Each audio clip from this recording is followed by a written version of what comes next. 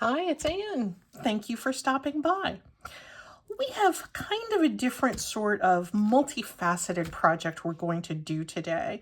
What we're going to end up with is a pocket for our junk journals made out of a window envelope, a window junk mail envelope. Those are always fun to use, but I'm going to put a different twist on this one, so there's going to be a little bit of an unexpected aspect to this window pocket. And to add to the unexpectedness, we're going to do another one of our whimsical creatures. This is going to be a little chicken, and we're going to make that chicken, and possibly some other creatures as well, out of stamps. Out of flower stamps. We're going to be dismembering these flower stamps, and we're going to be making a couple of creatures. But first things first, let's get with making our unexpected window envelope pocket. I like for this project, and I have practiced a little bit because it's a little bit tricky, and I will warn you about what to watch out for if you make this. It's nice to look for a junk mail envelope that has the window a little bit larger than usual, because we're going to need a little extra space. What I'm going to be doing, is this the template I used for this one? Yeah, we're going to actually be putting it on edge. Oh, here, wait, wrong one. We're going to be making the window be tilted just a little bit like this, and that's going to give it sort of an unexpected feeling. And we're going to be using a graph paper, which is very regimented with its grid. This is one that I have sprayed with onion skin water, but it's going to be tilted a little bit. So let's do that first, and then you can kind of see how we have an element of unexpected in this. I'm going to put this just about here. And maybe I'm going to put it over just a little bit, because this is going to be tilted when it's in place. And so this is the shape of the window that we're going to end up with. And I'm going to cut that out using my trusty knife. Maybe I'll...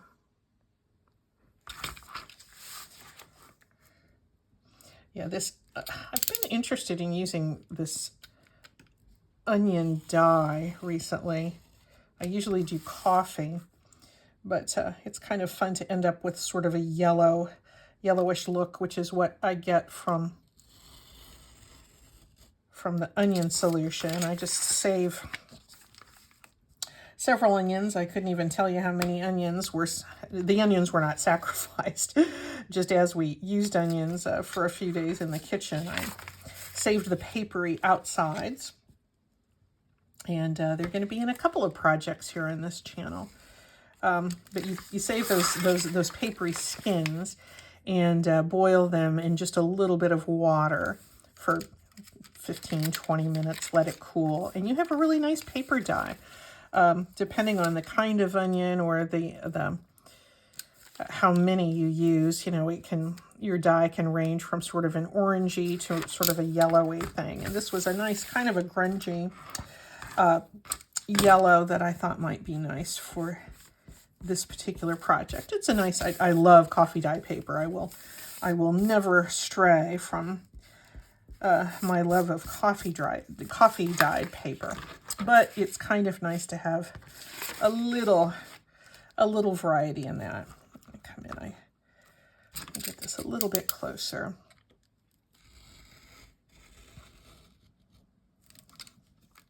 There we go. Now I'm going to cover this, but I'm tilting the paper, so the grid is going at a slight diagonal. I'm going to put my paper, or apply the glue to my paper. And because I'm going to be covering that acetate window, I don't have total confidence that this glue stick will stick to that acetate, but that's okay, because I can always come back with the little nozzle of my art glitter glue and get it to stayed in a little bit more.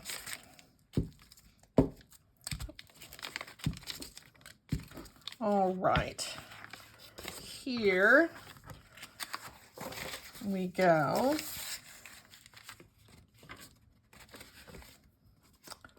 I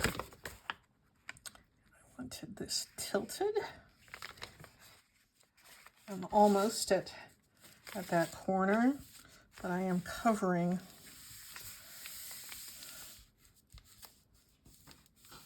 or I'm keeping my opening, my aperture, well within the confines of that acetate window. And this is just a old loyalty card.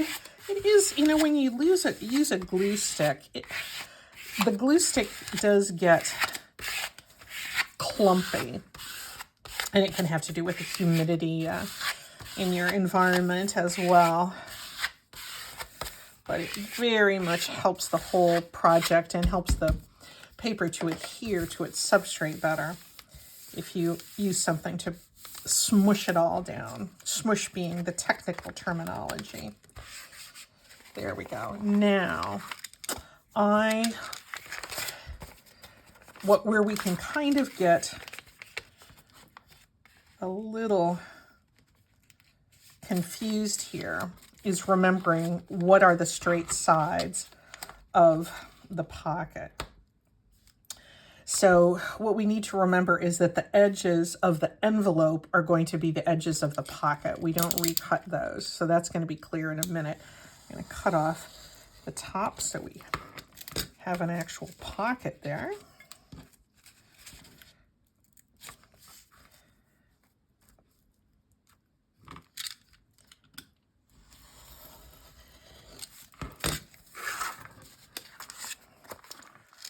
And yeah, I'm gonna leave that fold on the bottom of the envelope and try not to cut through that.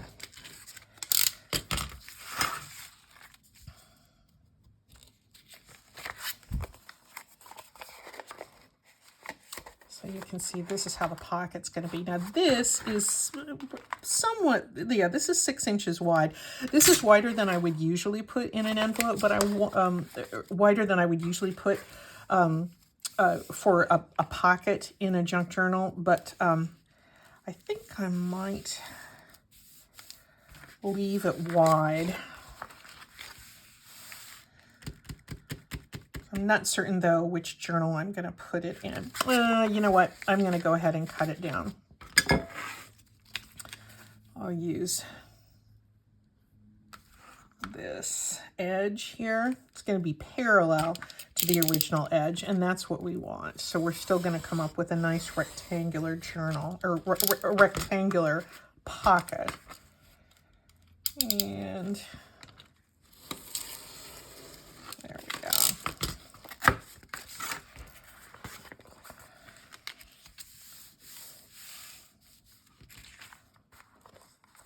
There we go. Now this does not look all that interesting. If you don't have a safety lining there, you know what you can do is you can use some of your graph paper that's left over, and you can stick that in there as a background. In fact, that might work rather nicely. Maybe I'll do that. I don't like wrestling with paper. As you know from the lined envelope project that we did last time, I like to cut my envelopes. If I'm lining them completely, I like to cut them so they're flat.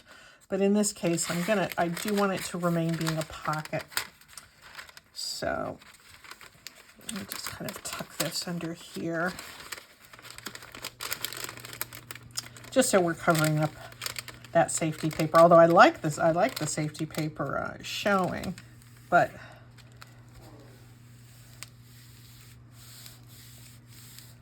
we go. When I have something in this pocket, it's going to be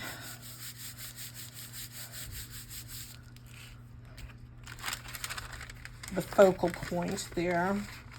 And I'm just going to cut off that excess. There we go. Now, one thing I would like to do is I want to give sort of an emphasis to that edge. So I'm going to go back and take my little template that I used originally, and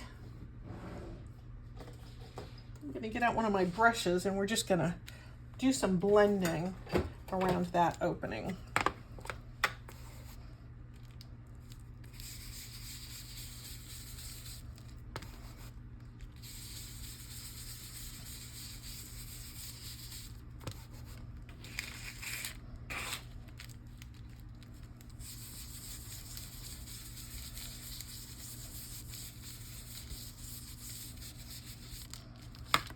Okay, there we go. That's looking nice and grungy. And let me go ahead and, first of all, kind of tack that down, because this is the surface that's going to be glued down onto the journal page. I'm going to cut it off. Yep, that's going to take up most of a page. I'm going to cut it off about here. So that's going to make it, yeah, about 8 inches tall. But we're going to have to be careful when we cut it, because our visual guidelines with that graph paper, we now have thrown off kilter, which is what we want. There we go. So I'm using my mat as a guide there.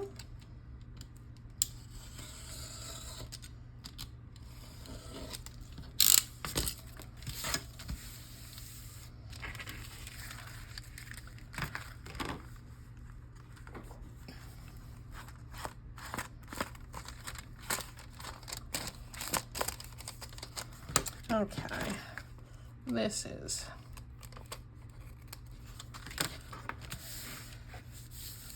basically the envelope, or the pocket part, and I'm going to glue the pocket shut on this side. Now this looks pretty boring, doesn't it, aside from that cute little off-kilter window. But what if we decided to put a little bit of whimsy into this? And I've been doing some playing with using flower petals as wings and tails of little chicks. And why don't we practice with that a little bit and see how we like that on this pocket. We've already got things kind of off kilter. I have a circle stamp that came in one of my Stampin' Up sets. I've had it for years, and it's a circle with a little bit of an uneven edge. I like this one because I like the unexpectedness of it, but you certainly don't need to be using this stamp. You can, you can just draw with a marker, with a watercolor brush. But just so you can see how I'm doing this, I'm going to go ahead and demonstrate that. I'm using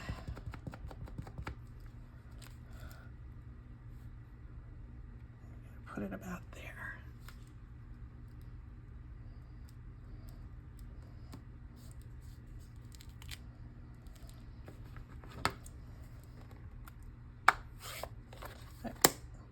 This is a color called Bumblebee. Let me get this is the stamp set that I got this from, called Textures and Frames. It's quite a few years old, and it was one of their specials, I don't know, 3 or 4 years ago. I think, I don't even remember how long ago it was. But you may have it if you're a Stampin' Up person. Okay, this is going to be the little body of our little chicken. Let's next, because I am feeling uncomfortable with this little chicken here without an eye. Why don't we have it, it's going to be looking up like it's looking into whatever's in this window.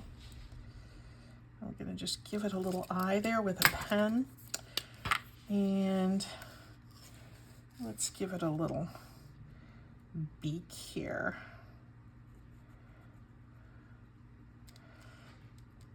And let's have it talking. Just drawing a little triangle there. And another one. It looks kind of happy. Now, this is where the flower petals come in. I've stamped these, you know, we all have flower petal stamps in our collections. And I thought, wouldn't it be fun and easy to use, to stamp them, color them a little bit, and use them for wings on a little whimsical chicken. I saw something kind of similar on Pinterest not long ago, but it occurred to me that flower stamps would be a good way to do that. I have 2 petals there that could be one of its wings, but I kind of like having 3. So I cut off a 3rd one here. And I kind of like that. Shall I use my art glitter glue? As you can see, there's lots of different kinds of flower stamps that would work really nicely for this. But this one I thought with its kind of strong outlines would sort of match the whimsical look I was going for. Let's go like this. Makes him almost look like he's part butterfly, doesn't it? And shall we give him some legs here?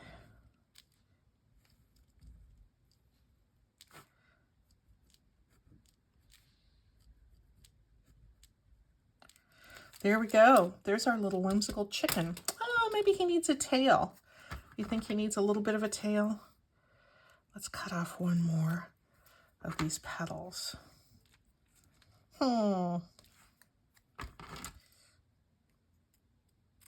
Not certain. That's a little too high. I think I put his wings too close to the back. If they were a little bit more in the middle, I would put a tail there. Yeah, but I think that might look a little distracting. I think I'm just going to leave him with those 3 wings. What if we put another one up there? I have a friend he's talking to.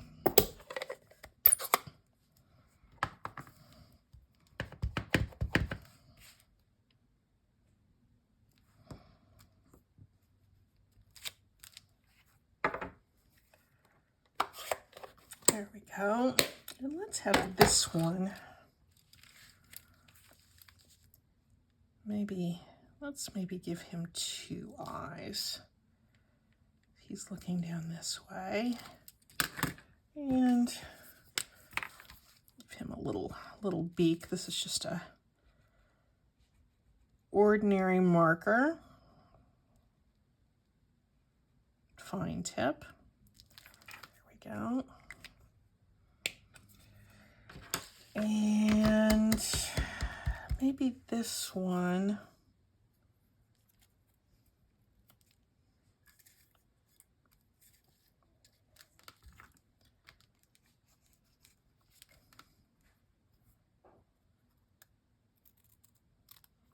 Maybe this one can be kind of fluttering this way. And we'll put that tail on there. Nope, I keep trying to put tails on these little guys, but I just think, at least the way I have these oriented, I think they're better just with the wings. So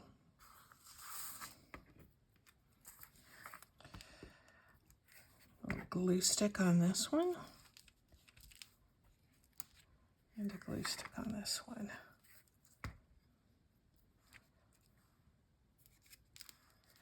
There we go. Shall we have a couple little legs drawn on here as well? Let's do that. These are straight legs. Not gonna bend these. There we go. That's kind of cute. You know what else I think it needs though? I think it needs a butterfly. So why don't we go back to our stamped flowers in the same, and keep the same vein that we have these little wings. And let's create a butterfly. Shall we do that? And we're gonna take apart these flower petals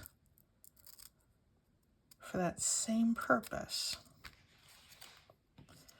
I'm gonna do 2 pairs. You can easily see how this is gonna come together.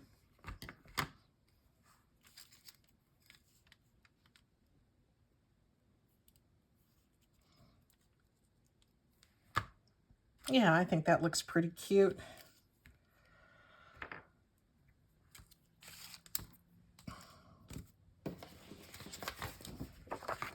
It doesn't really make any difference what glue I use for this, but since it's this is kind of thin paper, let's just use our ordinary glue stick. And that way we can get right down to the edge.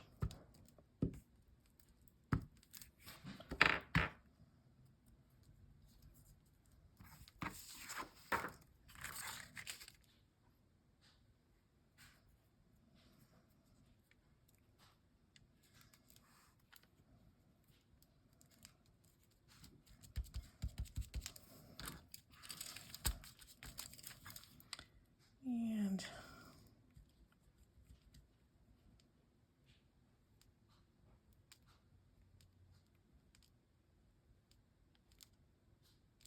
there we go. What about if I'm going to use a different pen. That's my friction pen. That's erasable. I like that, but I feel confident enough in the path this little guy is going to take that I'm going to use my more permanent pen. What if we just sort of indicate a little motion here?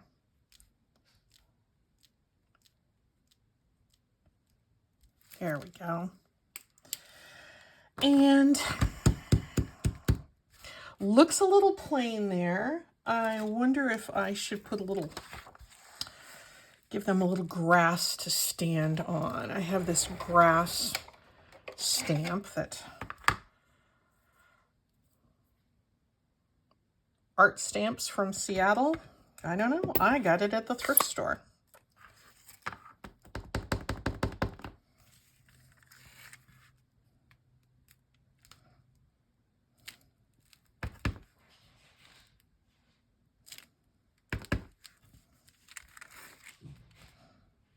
Heavens, I'm getting myself nice and inky here, aren't I, doing this project? What else does it need? Seems like it needs something else. So I was a little undecided about how I wanted to finish it off, and I just decided to put a little book page on the side after all. And I think it turned out really cute. I think it's going to blend well into any journal, and I hope you guys enjoyed that. We'll talk to you soon. Thanks for watching. Bye-bye.